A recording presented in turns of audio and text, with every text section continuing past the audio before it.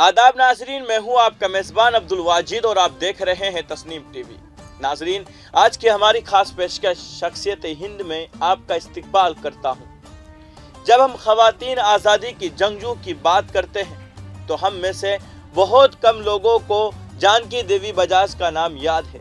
वो खातून जिन्होंने कौम के लिए एक मौक़िफ़ इख्तियार किया और जिद्दोजहद आज़ादी में बढ़ चढ़ कर हिस्सा लिया।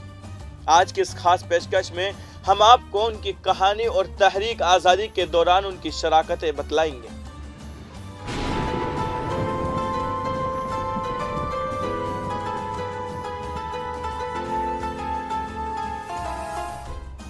जानकी देवी बजाज 1893 में मध्य प्रदेश के जोड़ा के एक मारवाड़ी खानदान में पैदा हुई। उनका खानदान अमीर और उतना ही सखी था।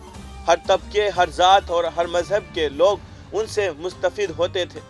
जानकी देवी का एक बड़ा भाई चिरंजी लाल जी और एक छोटा भाई पुरुषोत्तम दास था। उनकी माँ मेना देवी सादगी और नरमी की मुजहर थी।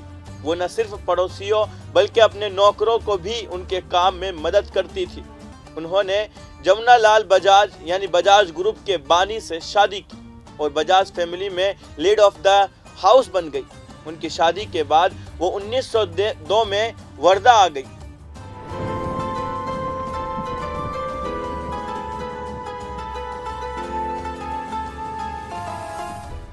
वो महात्मा गांधी की करीबी साथी थी। तहरीक आज़ादी में हिस्सा लेने के साथ साथ उन्होंने खादी और चरखा काटना भी संभाला।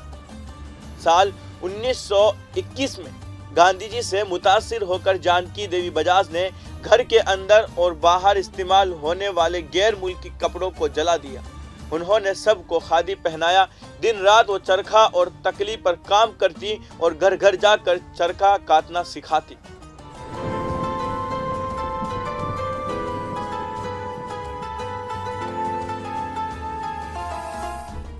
उन्होंने खवातीन की तरक्की, गांव सेवा और हरिजनों की जिंदगियों की बेहतरी और 1928 में उनके मंदिर में दाखिले के लिए भी काम किया।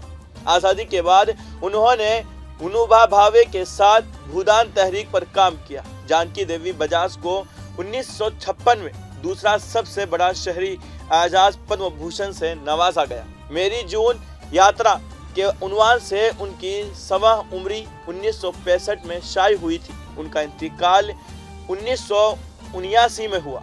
उनकी याद में कई तालीमी इदारे और अवार्ड्स कायम किए गए हैं, जिनमें Janki Devi Bajaj Institute of Management Studies और बजाज की तरफ से कायम जानकी देवी बजाज ग्राम विकास संस्था शामिल है।